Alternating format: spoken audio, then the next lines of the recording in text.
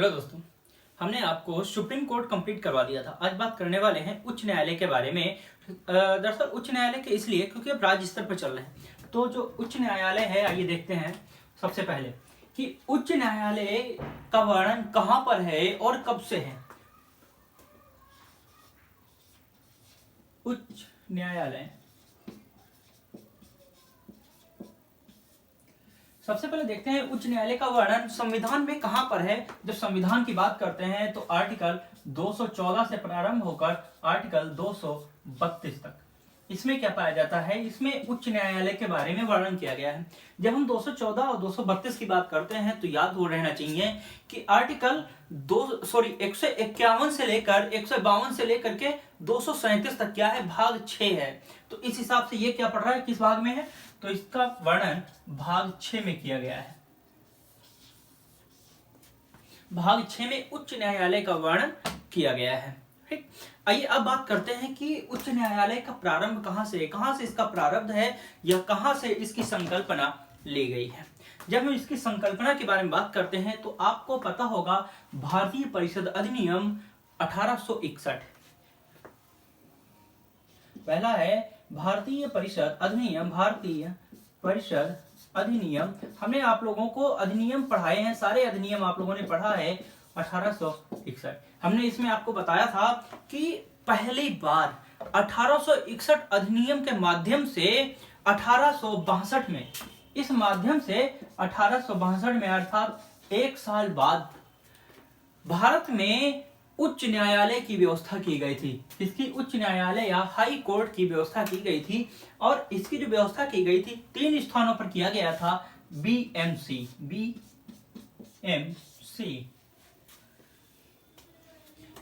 में क्या किया गया था, उच्च न्यायालय की स्थापना की गई थी। कब की गई थी, तो 1862 में। अधिनियम कौन सा था, अधिनियम भारतीय परिषद अधिनियम 1861 था। इसके माध्यम से 1862 में बीएमसी की स्थापना की गई थी। दरअसल संकल्पना आई थी 1861 में, लेकिन लागू कब किया गया था, 1862 में इसको बना के तैयार किया गया था। अब बीएमसी का मतलब क्या है, तो बीएमसी का सीधा मतलब है कि देखो, हमने आपको बताया था 3 मोस्ट इंपॉर्टेंट जो क्षेत्र हैं। जब हम ईस्ट इंडिया कंपनी पढ़ते हैं तो ईस्ट इंडिया कंपनी के 3 क्षेत्र जो मोस्ट इंपॉर्टेंट हैं वो कौन कौन से हैं। पहला है बॉम्बे, दूसरा है मद्रास और तीसरा है कलकत्ता। हम इन 3 क्षेत्रों को देखते हैं और इन्हीं 3 क्षेत्रों में 1862 में क्या किया गया था, इसकी स्थापना की गई थी। तो ये क्या हो गया, ये हो गया बॉम्बे, ये क्या है, मद्रास है। तो मद्रास जिसे वर्तमान में हम चेन्नई कहते हैं, ठीक, बचा सी, ये क्या है, ये कलकत्ता है। तो हम बोल सकते हैं कि सबसे पहले जो उच्च न्यायालय की स्थापना कहां हुई थी, तो बीएमसी में हुई थी। बॉम्बे, मद्रास, कलकत्ता कब हुई थी, 1862 में हुई थी। किस अधिनियम के द्वारा हुई थी, भारतीय परिषद अधिनियम 1861 के द्वारा की गई थी। अब यहीं पर आते हैं उत्तर प्रदेश के बारे में।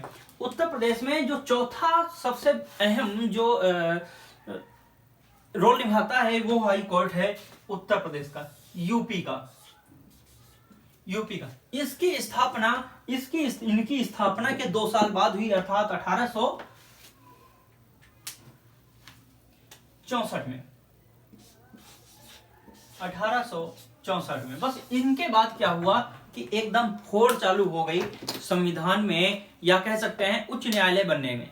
ठीक, वर्तमान में जब हम उच्च न्यायालयों की संख्या देखते हैं, वर्तमान में उच्च न्यायालयों की संख्या टोटल 25 है। उच्च न्यायालयों की संख्या टोटल 25 है। आइए हम बात करते हैं आर्टिकल 214 की। हमारा जो संविधान प्रारंभ कहां से हुआ, कैसे हुआ, क्या था, उसके बारे में बातचीत कर ली है। अब बात करते हैं आर्टिकल 214 से, जहां से इसका प्रावधान चालू हुआ है। आर्टिकल 214 क्या कहता है, 214 कि जो भारतीय संविधान है इसमें उच्च न्यायालय की व्यवस्था की गई है कि प्रत्येक राज्य में एक हाई कोर्ट होगा या उच्च न्यायालय होगा। कह रहा है कि प्रत्येक राज्य में एक उच्च न्यायालय होगा, आर्टिकल 214। परंतु अब यहां पर एक बात समझने वाली बात है, मैंने कहा है प्रत्येक राज्य में, यानी जितने राज्य उतने हाई कोर्ट होने चाहिए। परंतु वर्तमान में हाई कोर्ट कितने हैं, कुल 25 हैं। इसका मतलब कुछ ऐसे होंगे जो कि एक ही हाई कोर्ट कई राज्यों को संभालता है, जैसे कि चंडीगढ़ हाई कोर्ट, हरियाणा और चंडीगढ़, पंजाब, इन तीनों का सम्मिलित रूप से या तीनों राज्यों का सम्मिलित रूप से केवल एक ही जगह पर है, जैसे चंडीगढ़ में हाई कोर्ट। ठीक, तो आइए हम बात करते हैं 25 क्यों, जबकि राज्य अधिक है, केंद्र शासित प्रदेश उनके भी अलग होने चाहिए, परंतु कुल उच्च न्यायालय कितने हैं? 25 है। तो वही चीज यहां पर बताया गया है कि प्रत्येक राज्य में एक हाई कोर्ट होगा, परंतु यदि संसद चाहे न्यायालय पर 2 या 2 से अधिक राज्यों को आश्रित कर सकता है, या कह सकते हैं कि यह 2 या 2 से अधिक राज्यों के लिए एक हाई कोर्ट होगा। समझ में आया? कह रहा है कि आर्टिकल 214 कहते हैं प्रत्येक राज्य में एक या प्रत्येक राज्य के लिए अलग उच्च न्यायालय होगा, परंतु जब संसद चाहेगी या संसद को लगेगा कि नहीं, इतने हाई कोर्ट की आवश्यकता नहीं है, ला हम इन्हें कई राज्यों को एक में कर देते हैं, तो उसी हिसाब से 2 या 2 से अधिक राज्यों के लिए एक हाई कोर्ट नियुक्त किया जाएगा, ऐसा संसद कर सकेगी। ये अधिकार किसको दिया गया है? ये अधिकार संसद को दिया गया है। वैसे भी एक चीज है कि हम देखते हैं कोई भी कार्य होता है, कानून बनना होता है, कुछ भी होता है, तो कौन करता है? संसद करता है। जाहिर सी बात है कि संसद को अधिकार प्रदान किया गया है। आइए बात करते हैं आर्टिकल 215 की। आर्टिकल 215 वही चीज यहां पर है जैसा सुप्रीम कोर्ट में हमने देखा था कि 129 में, उसमें क्या था कि उच्चतम न्यायालय अभिलेखीय न्यायालय होगा। ठीक है, तो यहां पर भी कह रहा है कि ये अभिलेखीय न्यायालय होगा, अर्थात रिपोर्ट कोर्ट, अभिलेखीय न्यायालय, अभिलेखीय न्यायालय। प्रत्येक उच्च न्यायालय आर्टिकल 215 के अनुसार एक अभिलेखीय न्यायालय होगा। यदि कोई व्यक्ति 15 ही कहता है, आर्टिकल 215 ही कहता है, यदि कोई व्यक्ति हाई कोर्ट की अवहेलना करता है, ऐसे में हाई कोर्ट को दंड देने का अधिकार है, उस व्यक्ति को या उस निकाय को दंड देने का अधिकार है। किसे है? हाई कोर्ट को है, चाहे वो निकाय हो या कोई एक व्यक्ति हो या कोई कंपनी हो। आइए बात करते हैं आर्टिकल 216 की। 216 में कहा गया है उच्च न्यायालय के गठन के बारे में कि उच्च न्यायालय की गठन कैसा होगा, हाई कोर्ट का गठन किस प्रकार से हम हाई कोर्ट का एस्टेब्लिश कर सकते हैं। तो हाई कोर्ट के गठन के बारे में कहा गया है कि प्रत्येक उच्च न्यायालय एक मुख्य न्यायाधीश चीफ जस्टिस और अन्य न्यायाधीशों से मिलकर बनेगा, परंतु जैसा राष्ट्रपति उचित समझे। आर्टिकल 216 कहता है कि हाई कोर्ट का गठन अर्थात प्रत्येक राज्य में हाई कोर्ट एक मुख्य न्यायाधीश तथा अन्य न्यायाधीशों से मिलकर बनेगा, परंतु जैसा राष्ट्रपति उचित समझे या समय समय पर न्यायाधीशों को नियुक्त करे। हमारा आर्टिकल 216। बात करते हैं आर्टिकल 217 की। आर्टिकल 217 में बताया गया है कि प्रत्येक राज्य में जो आर्टिकल है, आर्टिकल 217 कहता है कि आर्टिकल 217 कहता है प्रत्येक राज्य में या फिर जो न्यायालय गठित किए गए हैं, उच्च न्यायालय गठित किए गए हैं, इनमें जो न्यायाधीश हैं उनके कार्यकाल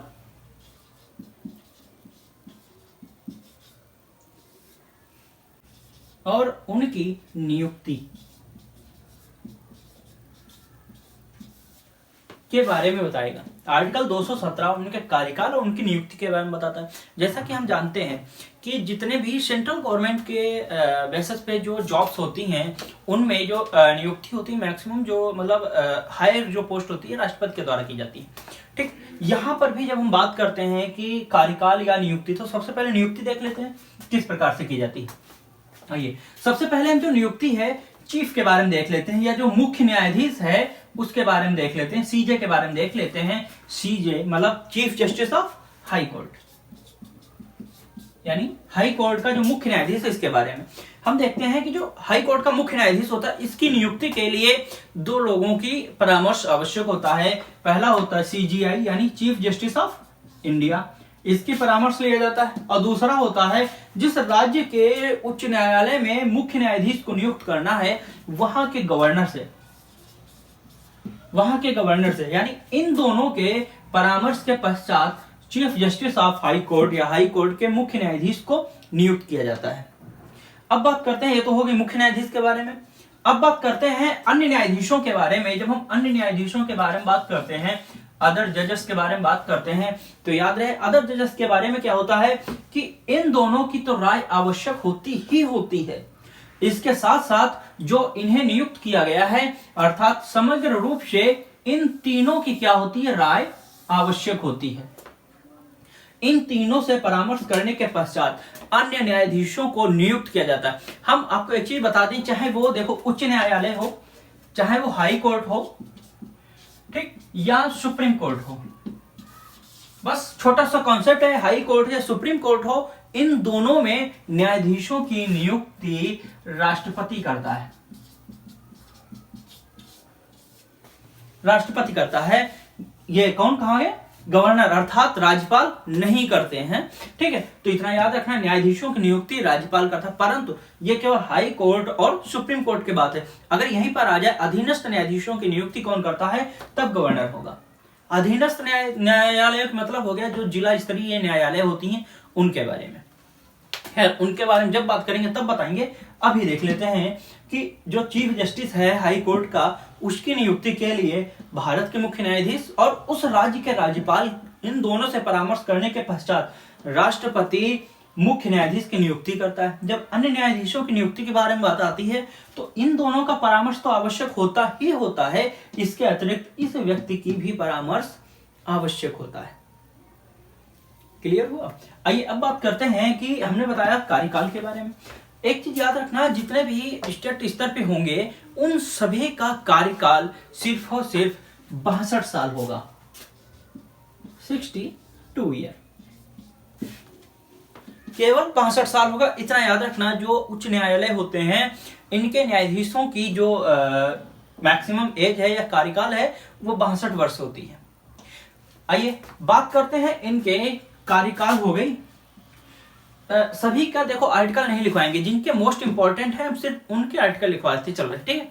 आइए बात करते हैं, अब इनका देखो नियुक्ति हो गई, कार्यकाल बता दिया गया, तो ये कार्यकाल भी बता दिया गया। अब इनको आवश्यकता क्या है, अच्छा ठीक है, तो फिर हमको क्या देना होगा।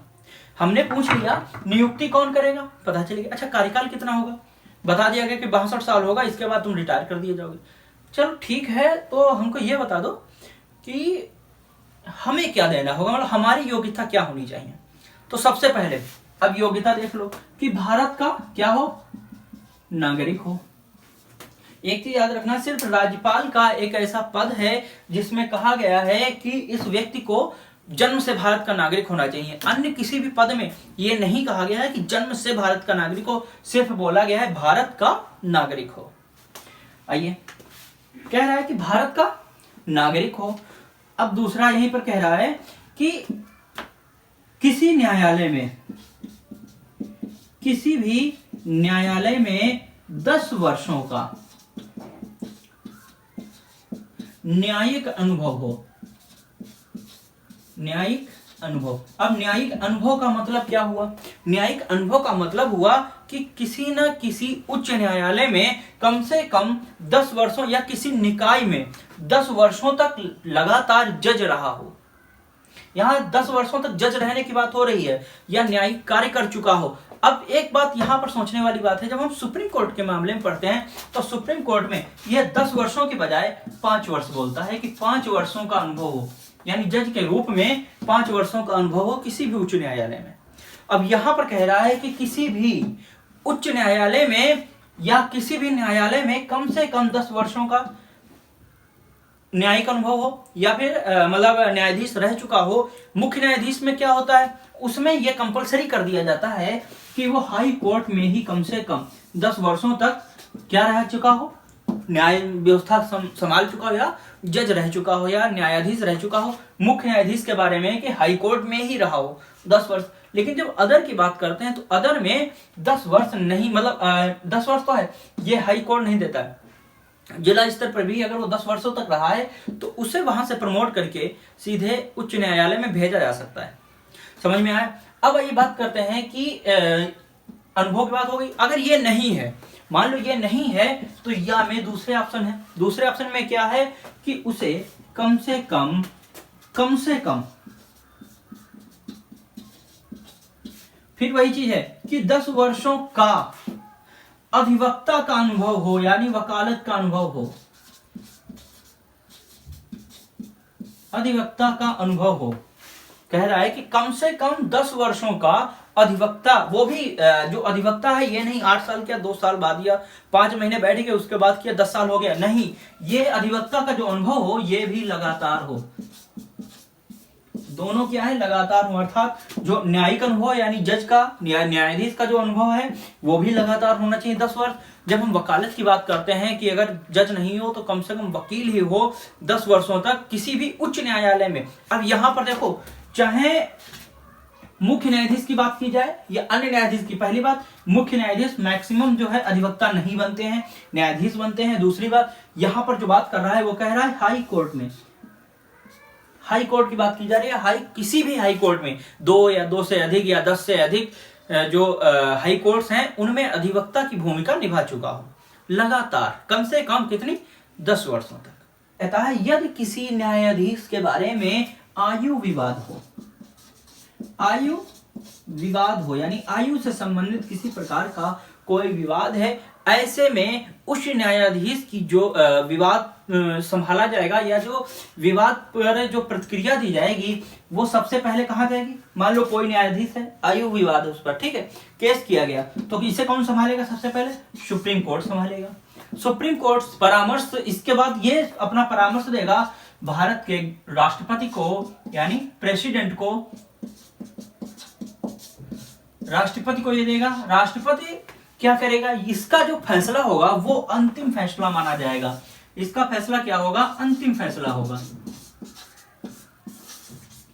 अर्थात हम कह सकते हैं जो आयु विवाद पर जो फैसला होता है उसका निश्चय कौन करता है? राष्ट्रपति करता है, और राष्ट्रपति के किए गए अंतिम फैसले पर प्रश्न चिन्ह नहीं लगाया जा सकता, या इसे कोर्ट में नहीं पेश किया जा सकता, या फिर न्यायिक समीक्षा नहीं की जा सकती।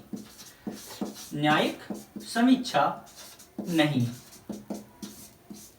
न्यायिक समीक्षा नहीं हो सकती है आयु के मामले में यदि राष्ट्रपति अपना निश्चय सुना देता है तो। आइए अब बात करते हैं जो न्यायाधीश हैं। हमने आपको यहाँ पर क्या बताया कि उनकी आयु कम से कम 62 वर्ष, मतलब 62 वर्ष मैक्सिमम आयु होती है कि 62 वर्ष की आयु में आकर के वो क्या हो जाते हैं? रिटायर कर दिए जाते हैं। ठीक, अब बात एक चीज है कि अब बात यह है कि जैसे आयु विवाद भी हो गया, अब होता है इनके त्याग पत्र। हम कार्यकाल की बात कर रहे हैं तो कार्यकाल में त्याग पत्र आता है या फिर इनका पद रिटायरमेंट आता है। जब रिटायरमेंट की बात आती है तो याद रहे ये रिटायरमेंट अपना कैसे कर सकते हैं? त्याग पत्र द्वारा कर सकते हैं, त्याग पत्र के द्वारा कर सकते हैं। लेकिन अब यहां पर एक चीज देखने वाली है, ये त्याग पत्र किसको देंगे? वो चाहे मुख्य न्यायाधीश हो, ठीक, या फिर अधर न्यायाधीश हो, सभी के सभी अपना जो त्याग पत्र है वो राष्ट्रपति महोदय को देंगे। अपना त्याग पत्र किसे देंगे? राष्ट्रपति को देंगे, या राष्ट्रपति ही इन दोनों से त्याग पत्र लेगा। इसके अतिरिक्त कार्यकाल समाप्त करने का तरीका है जैसे कि हम सुप्रीम कोर्ट में देखते हैं। ठीक, सुप्रीम कोर्ट में क्या होता है? जो सुप्रीम कोर्ट है वहां करते हैं कि किसी भी न्यायाधीश को हटाते हैं तो उसके लिए महाभियोग प्रक्रिया लाई जाती है। कौन सी प्रक्रिया लाई जाती है? महाभियोग। महाभियोग, इसके माध्यम से क्या किया जाता है कि जो सुप्रीम कोर्ट के जो जजेस होते हैं हाई कोर्ट के, उसके द्वारा मतलब हटाया जाता है महाभियोग के द्वारा। सुप्रीम कोर्ट में महाभियोग प्रक्रिया, यही प्रक्रिया हटाने के लिए होती है, यानी हाई कोर्ट के न्यायाधीशों को हटाने के लिए होती है। तो हाई कोर्ट को न्यायाधीश, अब महाभियोग प्रक्रिया क्या है भाई? हमारे संसद में 2 सदन है, एक है राज्यसभा, एक है राज्यसभा, दूसरी है लोकसभा। महाभियोग प्रक्रिया होता है कि मान लो जज को हटाना है तो एक प्रस्ताव लेके आएंगे, किसी भी सदन में ला सकते हैं, चाहे लोकसभा में लाए या राज्यसभा में लाए। समझ में आया? चलो ले आए, हम लोकसभा में ले आए, लोकसभा में लाए, अब चाहिए क्या कि 2/3 बहुमत से इसे पारित किया जाए। जब लोकसभा में 2/3 बहुमत से पारित हो जाएगा, इसके बाद राज्यसभा में ये भेजा जाएगा। जब राज्यसभा में जाएगा तो राज्यसभा में भी 2/3 बहुमत से पास होगा। जब इन दोनों में 2/3 बहुमत से पास हो जाएगा, इसके बाद ये राष्ट्रपति महोदय के पास भेजा जाएगा, और जब राष्ट्रपति महोदय उस पर अपनी सहमति दे दें, क्या दे दें? सहमति दे दें, यानी सहमत हो गए राष्ट्रपति महोदय की हटा दिया जाए, तब जो जज होते हैं उन्हें हटाया जाता है, यानी राष्ट्रपति के अधिसूचना पत्र के द्वारा हटा दिया जाता है। हटाया कैसे जाते हैं? तो महाभियोग प्रक्रिया के द्वारा। अब महाभियोग प्रक्रिया तो लगा दी, लेकिन लगाई किस आधार पर है, क्या होना चाहिए? तो जाहिर सी बात है कि या तो वो अयोग्य हो, कैसे लगेंगे? या तो वो अयोग्य होंगे, या फिर भ्रष्टाचार में संलिप्त होंगे,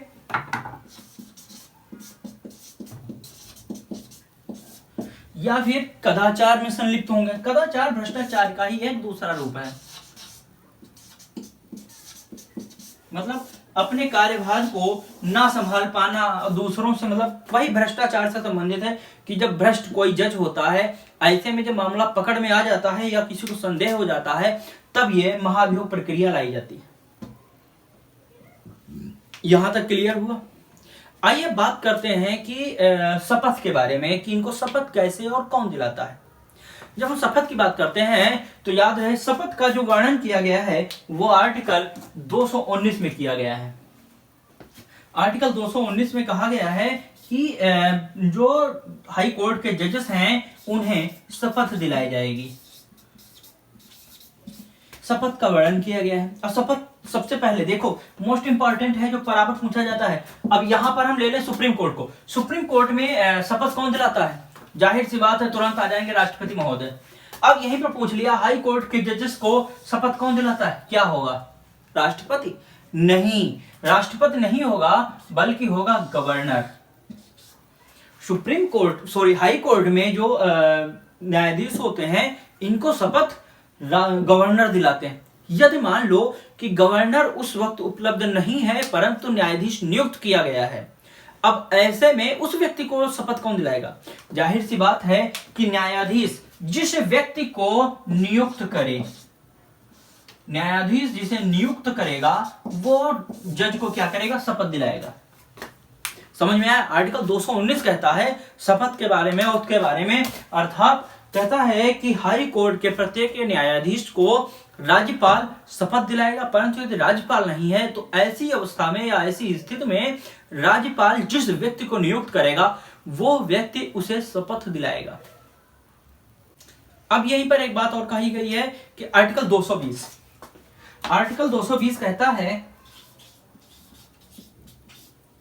जब किसी व्यक्ति को हाई कोर्ट का जज बना दिया जाता है, जज ऑफ हाई कोर्ट, किसी व्यक्ति को हाई कोर्ट का जज बना दिया जाता है और वो परमानेंट मतलब कर दिया जाता है। ठीक है, देखो जज कई प्रकार के होते हैं। एक होता है कार्यकाली, एक होता है कि तत्कालीन, मतलब सेवानिवृत्त व्यक्ति को किया जाता है, एक होता है परमानेंट। जब किसी व्यक्ति को परमानेंट के तौर पर या फिर स्थायी रूप से हाई कोर्ट में जज बना दिया जाता है, तो वो व्यक्ति हाई कोर्ट के अतिरिक्त, अर्थात हाई कोर्ट के अतिरिक्त या फिर उच्च न्यायालय के अतिरिक्त कहीं अन्यत्र न्यायिक कार्य नहीं कर सकता।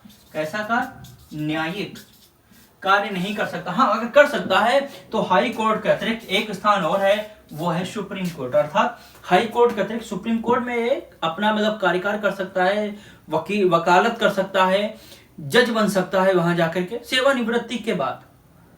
ठीक, अब जज कैसे बनता है भाई? सुप्रीम कोर्ट में क्या होता है कि वहां पर भी सेवानिवृत्त न्यायाधीश नियुक्त किए जाते हैं। कब नियुक्त किए जाते हैं? जब देखते हैं कि वहां पर न्यायाधीश जो है कम पड़ गए हैं, कोई प्रस्ताव लाया गया या कोई कार्य किया जा रहा है, वहां पर उस जो बनाई गई है कमेटी, उसमें कोरम की आवश्यकता है, यानी कोरम की कमी पड़ गई है। ऐसे में अतिरिक्त न्यायाधीशों को वहां नियुक्त किया जाता है। ठीक है, तो वहां पर इनको जरूरत पड़ती है तो इनको लेके जाया जाता है। अब वही चीज यहाँ कह रहा है, आर्टिकल 220 कहता है कि जो स्थायी रूप से हाई कोर्ट में या उच्च न्यायालय में जज के तौर पर नियुक्त किए गए हैं, सेवानिवृत्त के पश्चात वो हाई कोर्ट या उच्च न्यायालय से निम्नतम स्तर पर किसी भी न्यायालय में ना ही अधिवक्ता बन सकते हैं, ना ही जज बन सकते हैं। समझ में आया? हाँ, हाई कोर्ट में ही वो सेवानिवृत्त न्यायाधीश के तौर पे जा सकते हैं या इसके ऊपर जा सकते हैं, मतलब हाई कोर्ट में कार्य कर सकते हैं, इसके अतिरिक्त कार्य नहीं कर सकते हैं। आइए अब बात करते हैं, यहां तक हो गया। बात करते हैं उनके वेतन और भत्ते की। जब हम वेतन और भत्ते के बारे में बात करते हैं तो याद रहे आर्टिकल 221 कहता है, आर्टिकल 221 ये क्या कहता है? ये प्रत्येक न्यायाधीश के वेतन और भत्ते के बारे में बताता है, वेतन और भत्ते के बारे में बताता है। ये कहता है कि जो न्यायाधीश होगा, जो नियुक्त किए जाएंगे, उनके वेतन और भत्ते जैसा संसद निर्धारित करे। क्या कहता है? जैसा संसद निर्धारित करे वैसा वेतन तय किया जाएगा। इनका जो वेतन होता है वो भारत की संचित निधि पर होता है, इसीलिए संसद निर्धारित करती है कि इनको वेतन कितना मिले। तो किस पर निर्धारित होता है? तो ये भारत की संचित निधि पर भारित होता है। समझ में आया? भारत की संचित निधि पर भारित होता है। देखो मैक्सिमम जिनके अपॉइंटमेंट सेंट्रल गवर्नमेंट करती है, राज्यपाल को छोड़कर शेष सभी की जो सैलरी होती है भारत की संचित निधि पर भारित होती है। जबकि राज्यपाल के बारे में बात करते हैं तो उनकी जो सैलरी होती है वो भारत की नहीं बल्कि राज्य की संचित निधि पर भारित होती है। ये याद रखना, ठीक है। अब यहां पर देखो कह रहा है भारत की संचित निधि पर भारित होती है। दूसरी चीज, जब सैलरी की बात करते हैं तो हाई कोर्ट में जो मुख्य न्यायाधीश है, वर्तमान में जब सैलरी की बात की जाती है तो जो चीफ जज है उसकी 2,80,000 है, 2,80,000 है। जब हम वहीं पर बात करते हैं अदर न्यायाधीश की, तो अदर न्यायाधीशों की संख्या मतलब उसमें 30,000 कम कर दो, अर्थात 2,50,000 कुल सैलरी 2,50,000 है। मुख्य न्यायाधीश की बात करें 2,80,000 है, अन्य न्यायाधीशों की बात करें तो 2,50,000 रुपए है। ये हमारे जो उच्च न्यायालय के न्यायाधीशों के मुख्य कार्य थे या एग्जाम में जिनके आने की पूर्णतः संभावना है उनके बारे में बता दिया। अब बात करेंगे उनके तदर्थ न्यायाधीश मतलब कार्यकारी न्यायाधीश या फिर सेवानिवृत्त न्यायाधीश, इन न्यायाधीशों के बारे में बात करेंगे, लेकिन इसके लिए कल मिलते हैं। तब तक के लिए जय हिंद।